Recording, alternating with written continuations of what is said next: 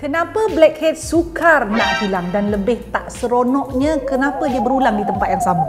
Padahal sudah lakukan pelbagai cara dan guna macam-macam produk untuk hapuskan blackheads. Tapi blackheads tetap juga muncul dan ada yang tak mahu hilang-hilang. Jadi lebih besar pun ada. Jadi apa nak dibuat? Tonton video ini, saya kongsikan.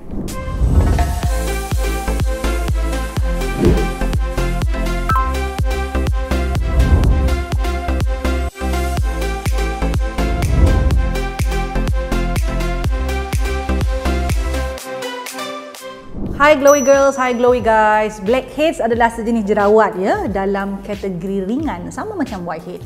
Dan bintik-bintik hitam sebenarnya benjolan kecil yang muncul pada kulit anda kerana folikel rambut atau liang pori-porinya tersumbat. Benjolan kecil ni dipanggil blackheads kerana permukaannya kelihatan gelap ataupun hitam.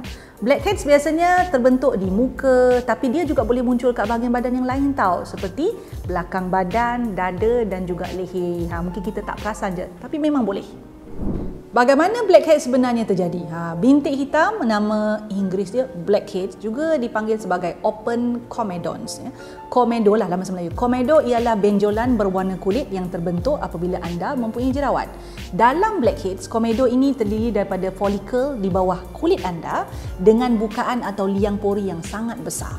So apabila anda mempunyai blackheads, liang pori yang besar ini tersumbat dengan bahan-bahan yang dikenali sebagai sebum dan juga sel kulit mati, dan tindak balas kimia berlaku antara sebum dan juga sel kulit mati ini menjadikan ia teroksida dan itulah yang membentuk warna hitam. So adakah blackheads ni ada gejala simptom-simptomnya? Ya, kerana warnanya yang gelap, ya, bintik hitam ni memang mudah dilihatlah pada kulit. Tetapi dia tak menyakitkan, dia tidak meradang. Yang blackhead bukan sesuatu yang meradang. Jadi dia lebih dikenali sebagai satu masalah kosmetik sahaja. So, tapi tetaplah tak best nak tengok kan. Tetaplah kita rasa nak korek dia keluar tu memang ada lah. Tapi tak ada gejala-gejala yang serius. Persoalannya kenapa ada orang ada blackheads yang lebih banyak ataupun blackheads yang berulang-ulang di tempat yang sama? Ada beberapa sebab. Kulit jenis berminyak ataupun sangat berminyak. Teknik mereka bersihkan kulit tak betul, atau maksudnya kulit tu tak cukup bersih bila minyak tu tak ditanggal dengan sempurna lah. Tak lakukan exfoliation ataupun guna produk yang bersifat komedogenik yang tidak mempunyai tekstur yang baik dan tak boleh diserap dengan baik oleh kulit. Kalau pakai no strip, no strip tu pun boleh juga menyebabkan blackheads, sebab no strip ni ramai orang tak tahu, bila kita pakai dia akan menyebabkan kulit tu meregang. Bila kulit tu meregang, ya, lagi besarlah bukan untuk membuatkan apa-apa tersumbat di dalamnya. Itu memang tak baiklah. Pakai sekali-sekala okey, saya pun pakai juga, tapi dia bukan solution kekal untuk masalah blackheads. Sekarang kita nak bincang apa perlu dibuat jika sudah ada blackheads dan mahu kurangkannya. So kita bincang dua cara, ya, dua kaedah. Pertama, guna produk spot treatment yang kita boleh dapati secara over the counter tanpa preskripsi. Beli je. Spot treatment ini boleh didapati dalam bentuk gel ada, krim pun ada, dan biasanya kita letakkan terus pada kulit ataupun kawasan yang ada blackhead tu tadi. So pilih spot treatment yang ada salicylic acid. Sebab bahan ini boleh unclog your pore, hapuskan minyak berlebihan dan boleh tanggalkan sel kulit mati. Ya, itu kaedah pertama. Kaedah kedua adalah manual extraction. Pernah tak tengok doktor pimple popper? Doktor yang mana dia pergi korek blackhead orang kan, dia buat proses tu, dia keluarkan. Ataupun anda pernah tengok mana-mana video blackheads extraction? Mereka kan tengok, saya tak tahulah orang lain, tapi I might find myself very weird if you are like me. We are weirdos that kalau video macam tu 7 minit lah saya tengok sampai habis. Memang rasa macam so satisfied to see all the blackheads being extracted out. So itulah yang kita panggil manual extraction, dan sebenarnya proses ini kita perlu dapatkan temujanji dengan terapis ataupun doktor ataupun esthetician yang menawarkan perkhidmatan berkenaan, dan mereka akan gunakan alat-alat tertentu dalam keadaan sterile, maksudnya kebersihan dia terjaga, ya. Dan alat ni biasanya ditekan pada kawasan yang blackheads itu untuk mengeluarkan sumbatan yang ada liang pori-pori. Memang puas hati tengok sebenarnya, ya. Dan anda diingatkan jangan lakukan extraction sendiri, ya, dengan membeli alat extraction ini secara online, sebabnya anda berisiko merosakkan kulit dan mendedahkan kulit kepada prosedur yang tak bersih. Buat sendiri ni memang banyak keraguan sebab kita tak dilatih untuk melakukannya. Elok-elok kulit tu ada blackhead, nanti tiba-tiba kulit tu ada parut pula. So we do not want that to happen. Bagaimana nak cegah blackheads?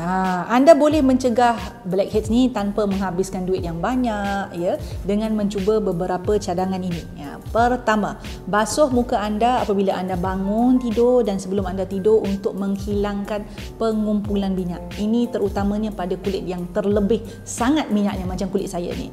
Keduanya, pilih pembersih muka yang lembut yang tak menjadikan kulit anda merah-merah atau jadi lebih kering. Kalau kulit lebih kering, kelenjar minyak akan jadi lebih aktif, minyak akan jadi lebih banyak. Dan pertimbangkan untuk mencuci rambut anda setiap hari juga, sebabnya kalau kulit kepala anda berminyak, rambut anda berminyak, dia akan beri kesan juga kepada permukaan muka ni. Minyak rambut juga kena tengok, ya, sebab ada juga minyak rambut yang mana kalau meleleh kat muka dia boleh menjejaskan permukaan kulit dan menyumbat pori-pori. So perhatikan juga produk-produk yang anda gunakan, cari produk yang non-comedogenic. Ini termasuk solekan, lotion, pelindung matahari, apa-apalah.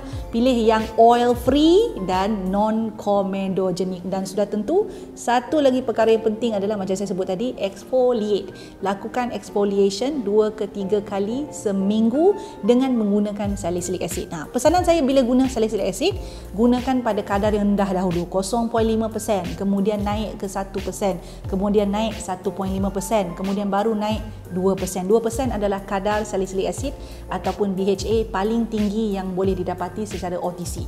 Jangan terus-terus ambil 2%. Sebab apa? Kalau kulit anda tak biasa, dia boleh mengeringkan kulit. Kulit yang kering akan memaksa kelenjar minyak jadi lebih aktif, menghasilkan lebih banyak minyak, dan dirisaukan cara itu akan menyebabkan sumbatan lebih mudah berlaku. Pesanan terakhir saya untuk video ini, cara anda menangani masalah blackheads ni mestilah dengan cara dan kaedah dengan bahan yang betul dan juga buat dengan konsisten. Sebenarnya rutin harian tu dah cukup dah. Jika anda usik ataupun jaga dengan cara tak betul, berkemungkinan besar kulit akan alami iritasi, boleh ada bekas, parut jerawat, ataupun masalah jerawat tu, blackhead tu, dia boleh jadi lebih serius. Kalau dah lebih serius, proses pemulihan dia akan makan masa yang lebih panjang dengan kos yang lebih tinggi dan cara rawatan pun akan berbeza. So that's why kalau anda nampak whitehead, blackheads terutamanya, jangan rasa macam okay, tak ada apa-apa. Tapi sebenarnya kalau kita abaikan, it can turn to be a more serious kind of acne. Okay, bye-bye.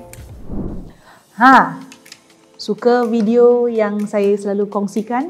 Apa kata? Jangan apa kata, buat sekarang, ya. Subscribe channel saya, like, share dan pastikan tekan butang loceng tu. Yang ada loceng tu, yang cute-cute loceng kecil tu tekan supaya anda mendapat notifikasi setiap kali saya masukkan video baru. Jangan terlepas, jangan tertinggal.